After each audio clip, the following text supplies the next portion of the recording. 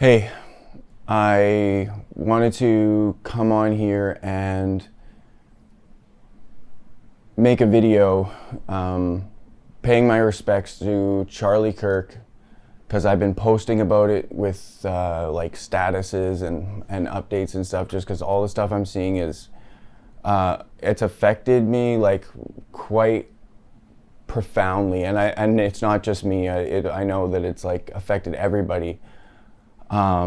But I just felt it would be better to make a video rather than just keep posting words, which is kind of cheap, and just to put something out there that captures sort of the way that I was feeling in this moment in history. So that's what this video is.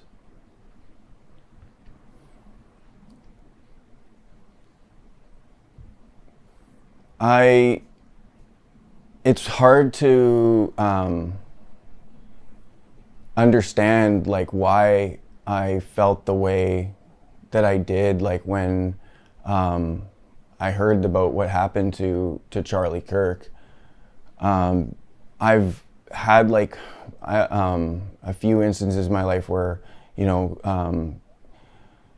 my really good friends have passed away, and I lost my mom, and I felt like that like deep sense of like sudden loss, like they were all sudden, and I've never felt that way about like a famous person that I've not met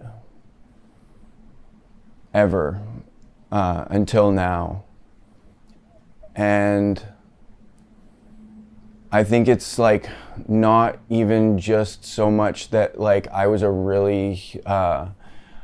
even really like a huge fan of Charlie Kirk per se. Like I was becoming more so like just recently, because I saw his reaction video to South Park making fun of him, and I thought that was like just so, the way that he took it and like the way that he ran with it, like and he was just like not upset, but like just he was laughing with everybody over it, like he could laugh at himself. And I just like, in seeing that, you could see like that he had like a really good genuine nature. Like this is somebody that's just a really good person. And then of course, like over the years I've like seen his debates, and like I had a lot of respect for that, because when he started doing it, especially, like it was and I guess now it still is really dangerous to go onto a university campus and just debate political ideas, which is really sad, because I mean, in history, the kind of the norm is you can't debate political ideas and be safe. But we lived in a culture and in a civilization like where I thought that was safe and kind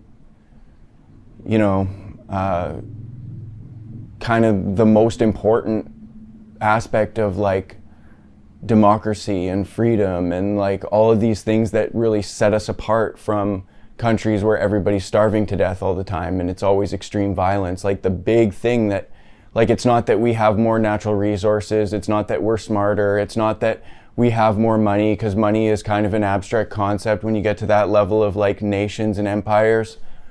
The reason why it's better in the West and everybody wants to come here is because of the society and the economy that comes from being able to speak your mind and have a free exchange of ideas, and everybody can, everyone has the freedom of thought and speech, and ideas will kind of battle out, and whichever one wins on the logical, in the logical arena will rise up. And that's, that's, I think, one of the fundamental reasons why Western civilization has been so successful over history. And to see it start to come apart like in my lifetime is really profound. And I think that like seeing what happened to Charlie Kirk was it kind of broke my sense of it broke my belief that we have that anymore. And then of course, like after what happened to Charlie, seeing what a lot of the people on the left, how they were reacting, I know like it's not even it's not right versus left, because every country has a right versus left thing, you know, in history over time. There's different like social nuances on either side of the right versus left, like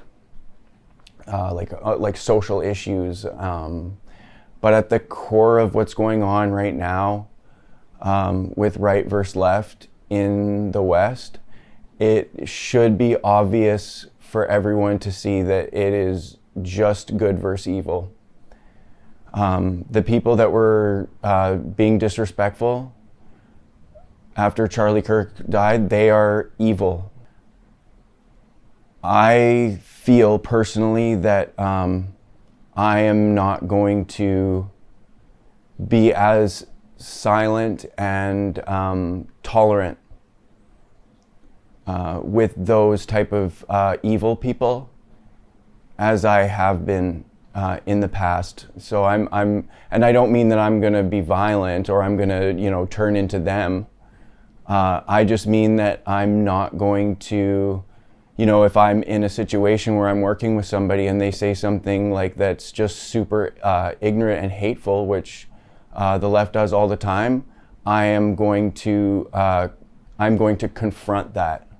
And I hope every one of those people that commented negatively or said something stupid or smarmy about like gun control or some other like social issue after Charlie Kirk got assassinated in that way, and they just didn't feel, they were so callous that they could make that kind of commentary. I hope all of those people are ejected and ostracized from what is the free society in the West. I think that those people should move to another country that espouses their views more closely and where they would feel more comfortable, like North Korea. And I think that like Charlie Kirk's assassination is going to be it's a turning point. I know like a lot of people said that, no pun intended of course, but like it is a turning point for what the future of the world looks like. And I felt that as soon as I saw it, I felt like, oh man, the world is going to change. Not just America is going to change and America is going to be a different place, the world.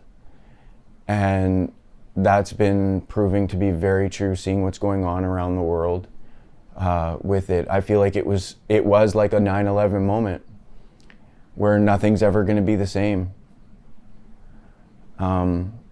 And it's a wake-up call that like we have to start taking leftist extremism very seriously, and being a lot less tolerant of it. And that's just what it is. And also I hope that it encourages like a lot of people to start making content where they just tell the truth and they say how they feel about things. And you know, I hope a lot of people, because I do know that like there's a lot of people that send me messages too that have those kind of viewpoints, but they're afraid. And I mean, that's so sad that people are afraid to say like true things. And that's kind of the environment that like the institutional left has created. And that environment needs to be changed. And I don't know how the changing of that is going to look. I hope it doesn't turn into something scary. I hope things start immediately shifting towards just a better world in general. But I think to achieve that,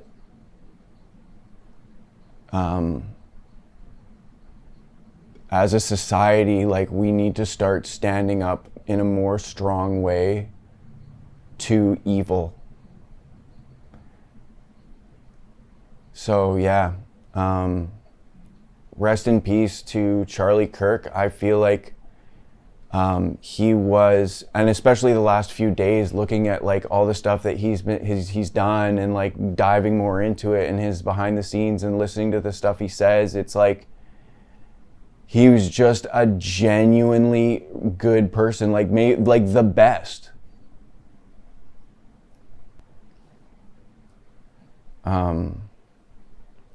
Anyways, yeah, I didn't really plan too much for how I was going to talk through this, but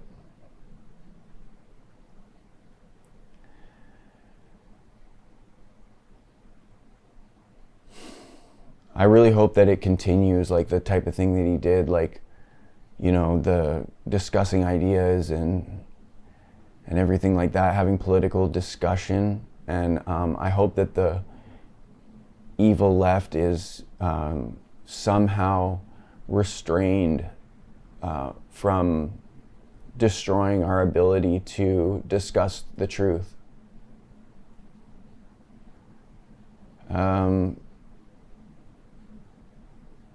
Because, I mean, I'm concerned about that, and we should all be concerned about that.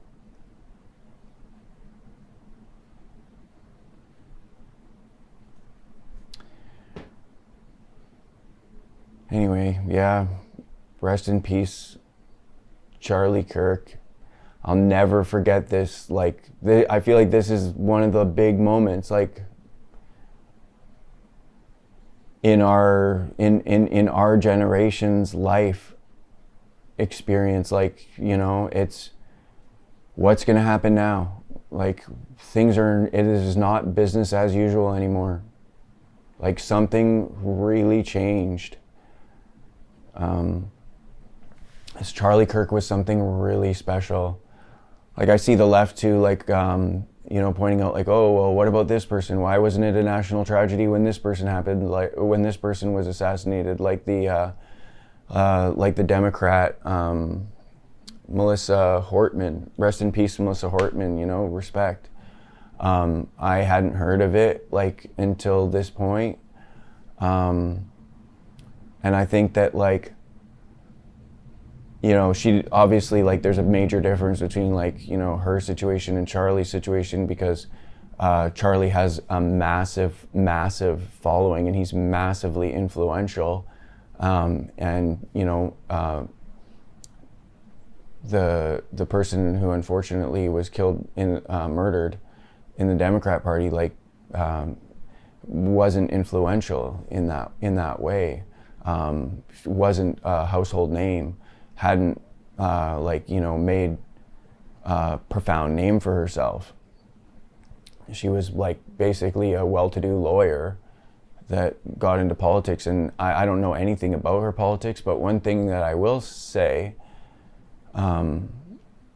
is that I don't remember anyone on like right of center saying disrespectful things about her after she died. And that was one of the things I was really thinking about a lot too, is like, you can tell a lot about somebody by the things that they say and how they act when someone dies. That is a really character defining thing. 'Cause I was even, like, trying to think of an example of somebody that died on the left where there was mass disrespect coming from the right.